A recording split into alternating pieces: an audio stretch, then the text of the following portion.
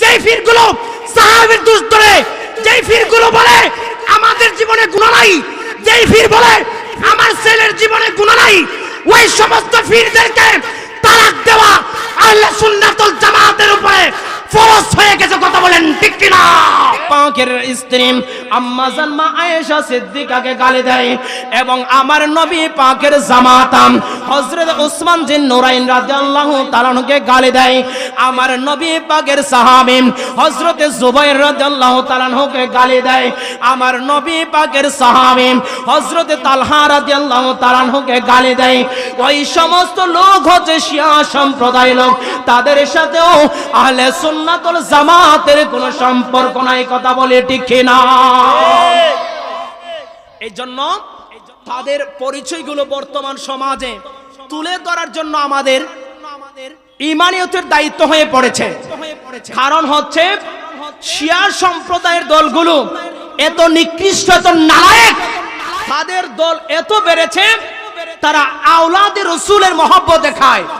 তারা আমার ভাইজান, তারা আমার সাথে লজিক দিয়েছিল একজন মূর্খ। তাদের লজিক হচ্ছে মাওলা আলীকে একদিকে কাঠগড়ায় দাঁড় করায়, হযরতে আমিরে মুআবিয়া রাদিয়াল্লাহু তাআলাকে একদিকে কাঠগড়ায় দাঁড় করায়। তাদের আকীদা হচ্ছে মাওলা আলীর পক্ষে থাকবো নাকি আমিরে মুআবিয়ার পক্ষে থাকবো।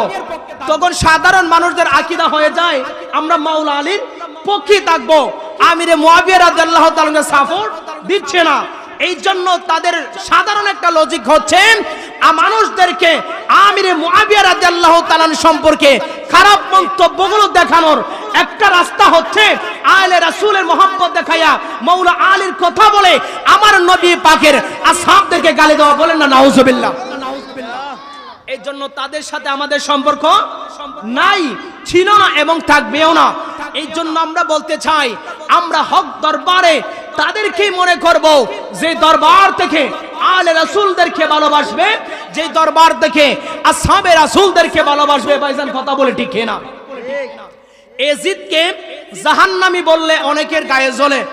আমরা কিতাব থেকে প্রমাণ পেয়ে যাই এজিদকে জাহান্নামী বলেছেন অসংখ্য মুফাসসিরিন ইকরামগণ। এই ব্যাপারে একটু কথা না বললে নাই হয়। এই কিতাবটা লিখেছেন আল্লামা শফিউল ওখারবি রাহমাতুল্লাহি আলাইহি, পাকিস্তানের। তিনি তার কিতাবের মধ্যে এজিদকে জাহান্নামী বলেছেন। এই শামে কারবালার মধ্যে 110 নম্বর পৃষ্ঠায় তিনি হাদিস নকল করেছেন একটা কিতাব থেকে, মিফতাহুন নাজা কিতাব থেকে তিনি হাদিস নকল করেছেন এবং সাআদাতুল কাউনাইন কিতাব থেকে তিনি হাদিস নকল করেছেন। সেখানের মধ্যে আল্লাহর নবীর একজন সাহাবী হযরত আমির ইবনে সাদ আল বাজলি রাদিয়াল্লাহু তাআলা আনহু থেকে হাদিস বর্ণনা করেছেন। তিনি বর্ণনা করেন, তিনি বলতেছেন আমি একদিন স্বপ্নে দেখলাম হুজুর আকরাম সাল্লাল্লাহু আলাইহি ওয়াসাল্লামকে, আমার নবীকে স্বপ্নে দেখার পরে আমি রাসূলকে জিজ্ঞেস করলাম, ইয়া রাসূলুল্লাহ, ইয়া হাবিবাল্লাহ, নবী গো আপনি কোথা থেকে এসেছেন? আল্লাহর নবী জবাব দিচ্ছেন, আমি কারবালার ময়দান কুফা নগর থেকে এসেছি। ওই কারবালার ময়দানের মধ্যে ফুরাত নদীর তীরে একদল জাহান্নামীর দলে আমার আওলাদ হযরত ইমামে হুসাইনকে কারবালার ময়দানে শহীদ করেছে। বলেন না নাউজুবিল্লাহ? তাহলে হযরত আমির ইবনে সাদ আল বাজলি রাহমাতুল্লাহি আলাইহি তিনি বলতেছেন আমার হুসাইনকে শহীদ করেছেন একদল জাহান্নামী। তাহলে বোঝা যায় এজিদের নেতৃত্বে, উবাইদুল্লাহ বিন জিয়াদের নেতৃত্বে শিমর আমার রাসূল পাকের নাতি আওলাদে রাসূল হযরত হুসাইন রাদিয়াল্লাহু তাআলাকে শাহাদাতের পেয়ালা পান করিয়েছেন। হাদিস দ্বারা বোঝা যায় আমার নবী তাদেরকে জাহান্নামী বলেছেন যারা নবী পাকের আওলাদকে শহীদ করেছে। ভাইজান কথা বলে ঠিক না? এই জন্য কিতাব প্রমাণ করে আমার রাসূল পাকের আওলাদদেরকে যারা শহীদ করেছে তারা জাহান্নামী, এটা আমার রাসূল বলেছেন। আজকে এজিদকে জাহান্নামী বললে একদল আলেমের অন্তরের ভিতরে ধাক্কাতে কি লেগে যায়। এজিদকে জাহান্নামী বলা যাবে না, এজিদকে লানত দেওয়া যাবে না, এজিদকে কাফের বলা যাবে না। আমার রাসূল যাদেরকে জাহান্নামী বলেছেন অবশ্যই অবশ্যই আমরাও এজিদকে জাহান্নামী বলতে রাজি। কথা বলে ঠিক না? শুধু তাই নয়, শুধু তাই নয়, আমরা জানি ফতোয়ার কিতাবের মধ্যে আছে যারা হালালকে হারাম বলে তারা কি কুফরি করে। তারা কি করে? হালালকে হারাম বললে কুফরি হয়ে যায়, আবার হারামকে হালাল বললেও কুফরি হয়ে যায়। এজিদ রাষ্ট্রীয়ভাবে মদ পান করণ হারাম, এজিদ রাষ্ট্রীয়ভাবে মদ পান করাকে হালাল বলেছিল। শুধু তাই নয়, মসজিদে নববী শরীফের মধ্যে 3 দিন পর্যন্ত জামাতে নামাজ আদায় করতে দেয় নাই সেই পাপিষ্ঠ এজিদ। শুধু তাই নাই, মসজিদে নববীর সামনে এজিদ অনেক অপবিত্র জিনিস রেখে দিয়েছিল যেন সেখানের মধ্যে নামাজ আদায় না করা যায়। এই জন্য এজিদের উপর লানত আছে আল্লাহ রাসূলের। এই জন্য আমরা এজিদকে লানত দেই। আল্লাহ রাসূল জাহান্নামী বলেছেন, আমরাও এজিদকে জাহান্নামী বলি। কথা বলে ঠিক না? শুধু তাই নয়, কারবালার দৃশ্যগুলোর দিকে তাকাইলে, কারবালার দৃশ্যগুলোর দিকে তাকাইলে নবী পাকের প্রেমিকদের অন্তরে বরদাস্ত করে নাই, এমনিতেই তো এজিদের উপর লানত চলে আসে। আমি কিছু তথ্য শুধু দিয়ে যাচ্ছি, আমি আলোচক বক্তা নয়। আসলে আমি যেখানে আলোচনা করি, দরবারে যারা আছে অবশ্যই আমাকে চিনে। আমি সুরালোভাবে আলোচনা করতে পারি না। আমি শুধুমাত্র যারা মাইকে আলোচনা শুনছেন, আমি আবারও বলছি, আমার কথায় যদি ভুল হয় আমার ভুলটা সংশোধন করে দিবেন। আমি শুধুমাত্র কিছু তথ্য দিয়ে যাই যেগুলোর উপরে বর্তমানে মতভেদ রয়েছে। এজিদ এমন পাপিষ্ঠ ছিল যে এজিদের ওয়ার্ডারে আমার নবী পাকের আওলাদ হযরত হাসান রাদিয়াল্লাহু তাআলা আনহুকেও জোহর পানের মাধ্যমে 20 বারের মাধ্যমে শাহাদাতের পেয়ালা পান করতে হয়েছে। কথা বলে ঠিক কিনা? এখানে আমাদের শিয়া সম্প্রদায়গুলো হযরত মুআবিয়া রাদিয়াল্লাহু তাআলার উপর দোষ আরোপ করে থাকে। শিয়া সম্প্রদায় যারা, আমরা কাকে বুঝি? সর্বোপরি যারা হযরতে আমিরে মুআবিয়া রাদিয়াল্লাহু তাআলা আনহুকে গালাগালি করে সাধারণভাবে তাদেরকে আমরা শিয়া বলে থাকি।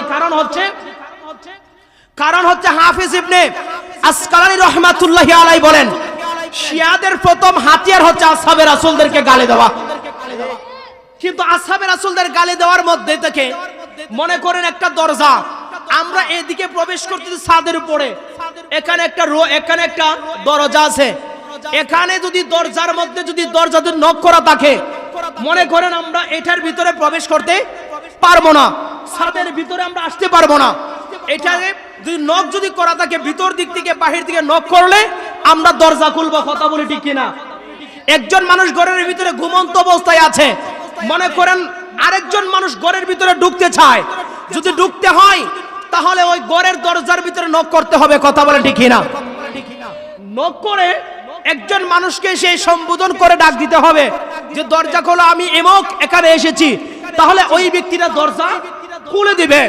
তো তাদের শিয়াদের আকীদা হচ্ছে আসহাবে রাসূলদের মধ্য থেকে ওসমান জিন নুরাইন রাদিয়াল্লাহু তাআলা আনহুকে যদি সর্বপ্রথম গালি দেয়, তাহলে মানুষ তাদের কথাকে সমর্থন করবে না। যদি সিদ্দিক আকবরকে গালি দেয়, তাদের কথাকে সমর্থন করবে না। যদি ওমরে ফারুককে গালি দেয়, তাদের কথাকে সমর্থন করবে না। এই জন্য তাদের শিয়াদের আকীদা আসহাবে রাসূলদের গালি দেওয়ার দরজা হচ্ছে হযরত আমিরে মুআবিয়া রাদিয়াল্লাহু তাআলা আনহু। নাউজুবিল্লাহ বলে। আসহাবে রাসূলদেরকে গালি দেওয়ার দরজা হচ্ছে আমিরে মুআবিয়া রাদিয়াল্লাহু তাআলা আনহু।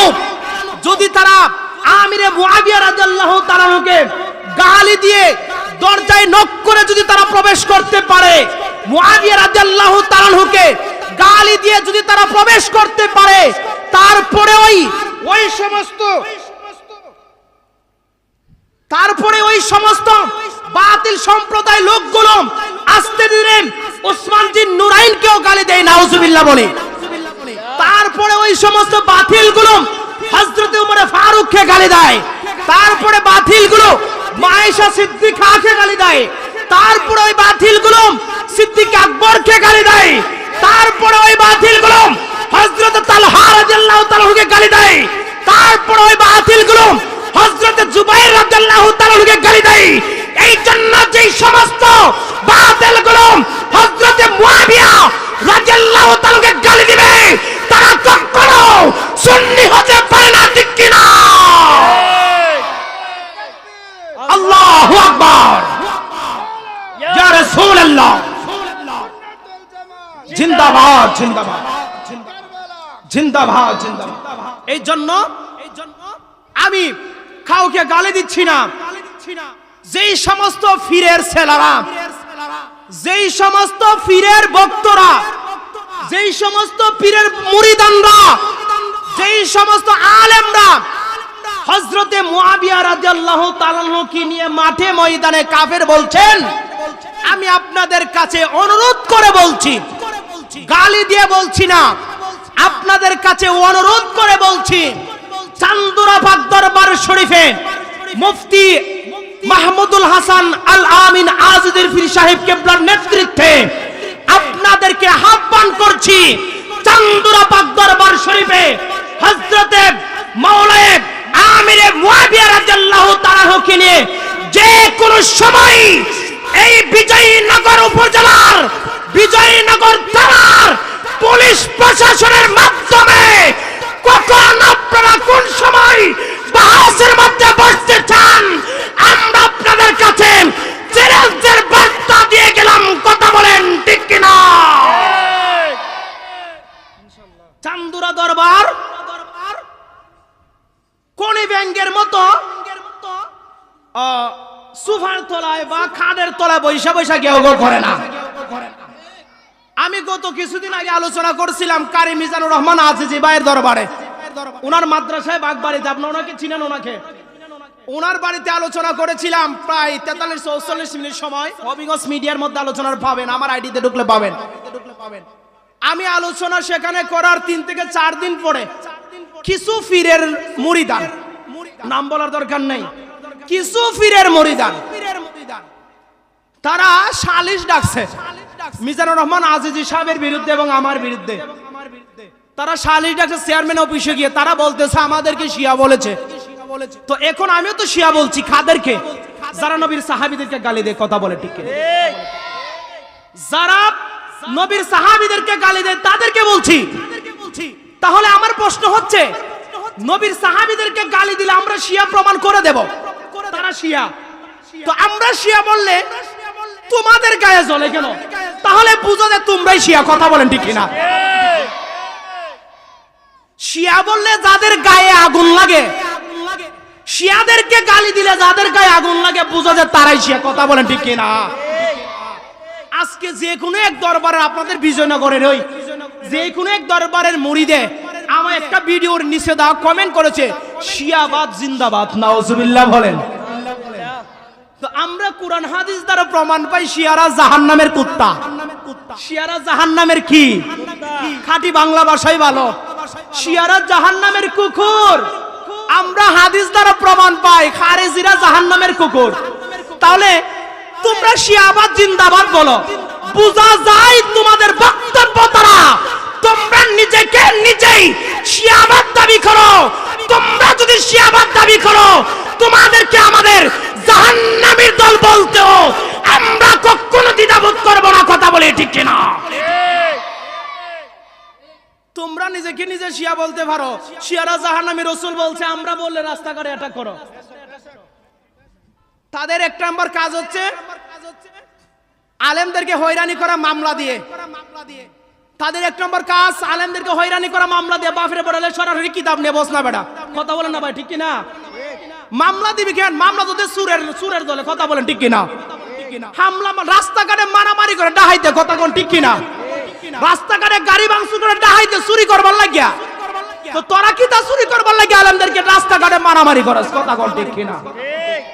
আলেমদেরকে মাইরা লেলে তোরার বিরুদ্ধে কথা কইতো না। একজন আলেমকে মেরে ফেললেও আরো লক্ষ লক্ষ আলেম বাংলার জমিনে পয়দা হয়ে যাবে। কথা বলেন ঠিক কিনা? গভীর মনোযোগ। এই জন্য চান্দুরার দরবারের ভক্তবৃন্দ, আপনাদের কাছে আমি তুফাইল আহমদ রাজা মেসেজটা রেখে গেলাম। যেই সমস্ত লোকেরা নবী পাকের সাহাবী হযরতে মুআবিয়া রাদিয়াল্লাহু তাআলা কে নিয়ে গালাগালি করবে, মনে করবেন ওই সমস্ত লোকেরা নবী পাকের দুশমন। কথা বলেন ঠিক কিনা? মনে করবেন ওই সমস্ত লোকেরা শিয়া, ওই সমস্ত লোকেরা আসহাবে রাসূলের দুশমন।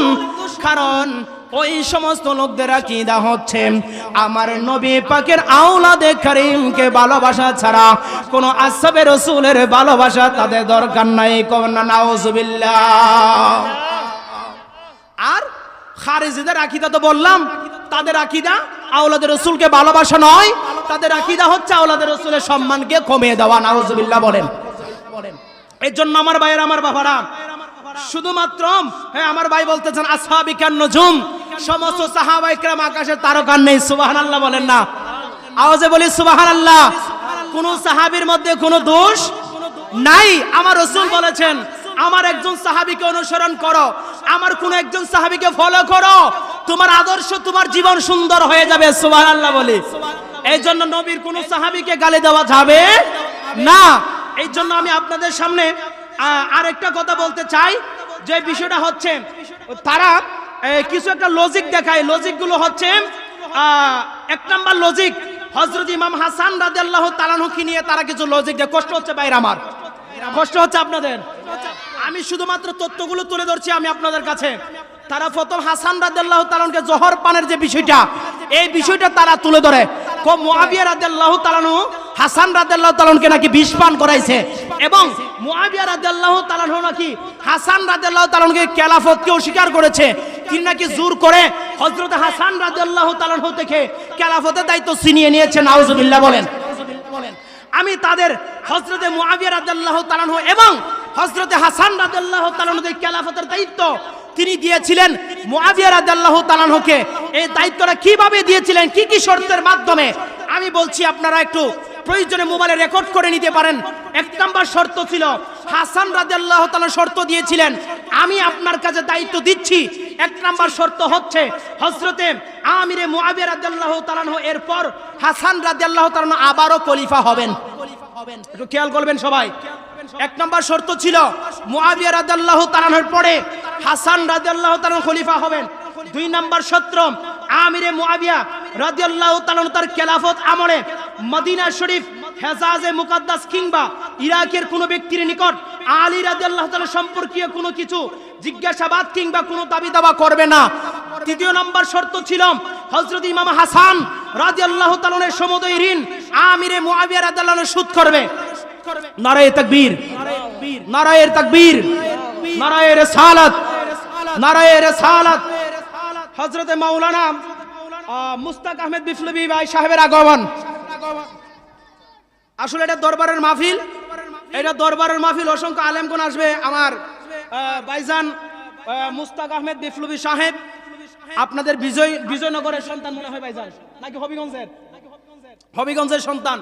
উনি চলে আসছেন। আমি আপনাদের সামনে আর আলোচনা দীর্ঘায়িত করব না। তবে আমি যেটা বলেছিলাম, হাসান রাদিয়াল্লাহু তাআলা আনহু মুআবিয়া রাদিয়াল্লাহু তাআলা আনহুর উপরে যে শর্তগুলো দিয়েছিলেন, এই শর্তগুলো তিনি পালন করেছেন, আর কিছু কিছু পালন করতে পারে নাই। কারণ 6 মাস পর্যন্ত ওনাকে শর্ত দিয়েছিলেন, তিনি 6 মাসের অধিক দায়িত্ব পালন করেছিলেন। কারণ রাজনৈতিক কাজ করতে গিয়ে উনি সমস্ত কাজগুলো শেষ করতে পারে নাই। এবং সর্বোপরি দেখা যাচ্ছে তার সন্তান কাফের ইয়াজিদ ইসলামের উপরে আক্রমণ করবে। সে তখন ভালো লেবাস দেখিয়েছিলেন, পরবর্তীতে খারাপ কাজ করেছে। সে বুঝেছিলেন ইসলামের উপর আক্রমণ করবে, নবীর আওলাদের উপর আক্রমণ করবে। এই জন্য হযরত আমিরে মুআবিয়া রাদিয়াল্লাহু তাআলা আনহু ইয়াজিদের হাতে দায়িত্ব দিতে বাধ্য হয়েছিলেন। এই জন্য যদি হযরত মুআবিয়া রাদিয়াল্লাহু তাআলা আনহুকে কেউ দোষারোপ করতে চাও, আহলে সুন্নাতুল জামাত তোমাদেরকে আহ্বান করছে, যারা মুআবিয়া রাদিয়াল্লাহু তাআলাকে দোষারোপ করতে চাও, এই সমস্ত কর্মের কারণে, এই সমস্ত কাজের কারণে আমি আবারও তোমাদের কাছে ওপেনলি চান্দুরা দরবার থেকে আবারও চ্যালেঞ্জের বার্তা দিয়ে গেলাম, যদি সম্ভব হয় চান্দুরা দরবারে বসার জন্য তোমাদের কাছে আহ্বান রইল। কথা বলেন ঠিক কিনা? নারে তাকবীর, আল্লাহু আকবার, নারে রিসালাত। ইয়া রাসূলুল্লাহ, আউলিয়া দুশমনেরা, হুশিয়ার সাবধান, সেখানে দুশমনেরা, হুশিয়ার সাবধান। মাওলানা মিরাজা সুন্নিয়াল কাদের সাহেব। কিন্তু হ্যাঁ ভাইজান, প্রত্যেকে আমি অনুরোধ করব ওই বাতিলগুলোর মুখোশ উন্মোচন করে দেওয়ার জন্য। জীবন মরণ একবার, জীবন বারবার। আপনি মরতেই হবে, ঈমান নিয়ে মরেন, কথা বলেন ঠিক কিনা? আপনি মরতেই হবে আওলাদের রাসূলের প্রেমিক হয়ে, আসহাবের রাসূলের প্রেমিক হয়ে, নবীর প্রেমিক হয়ে মরেন, কথা বলেন ঠিক কিনা? উপর দিয়ে লেবেল লাগাইলেই নবীর গোলাম হওয়া যায় না, আসহাবের রাসূলের গোলাম হওয়া যায় না। এই জন্য প্রত্যেকের কদমে হাত রেখে বলছি, আপনারা কার পিছনে ঘুরাচ্ছেন, কার পিছন দিয়ে ঘুরছেন? যে সাহাবীদেরকে আমার নবী জান্নাতি বলেছেন, যে সাহাবীদেরকে আমার নবী সহচর ছিলেন, ওই সমস্ত সাহাবীদেরকে গালি দেয়, আর ওই সমস্ত ফিরের পিছন দিয়ে ঘুরছেন, যেই ফিরগুলো সাহাবীর দোষ ধরে, যেই ফিরগুলো বলে আমাদের জীবনে গুনাহ নাই, যেই ফির বলে আমার ছেলের জীবনে গুনাহ নাই, ওই সমস্ত ফিরদেরকে তালাক দেওয়া আহলে সুন্নাত ওয়াল জামাতের উপরে ফরজ হয়ে গেছে, কথা বলেন ঠিক কিনা? ফিরে বলে আমার ছেলের কোনো গুনাহ নাই, গুনাহ নাই একমাত্র নবীদের এবং ফেরেশতাদের, কথা বলেন ঠিক কিনা? ফিরে বাফে সাফাই গে ফুলার পক্ষে যেই গায়, আমি কারো নাম নিচ্ছি বাবারা, আমি কারো নাম নিচ্ছি ভাইরা, বাফে বলে ফুতের জীবনে গুনাহ নাই, বাফে বলে আমার ফুত জীবনে গুনাহ করছে না, জন্মই আমার ফুল লাইছে, আমি নিজে বড় নবী, আমার ফুল হইলে ছোট নবী, আমি নিজেও নবীর দাবির করি, ফুল আর নবী বানাই দিছি। ওই সমস্ত মূর্খ জাহেলরা কখনো নবীর আওলাদের প্রেমিক এবং আহলে সুন্নাত ওয়াল জামাতের শায়েখ হতে পারে না, কথা বলেন ঠিক কিনা? আল্লাহ প্রত্যেককে কবুল করুক, আমিন বলেন। আমার ভাইকে বসে রেখে আর কথা বলতে চাচ্ছি না, প্রত্যেকে আলেম, যারা আসছে আসবে, প্রত্যেকে আলেম, সবাই এ ব্যাপারে আপনাদের কাছে আলোচনা শোনাবে, আমার জন্য দোয়া করবেন। আসসালামু আলাইকুম ওয়া রাহমাতুল্লাহি তাআলা ওয়া বারাকাতুহু।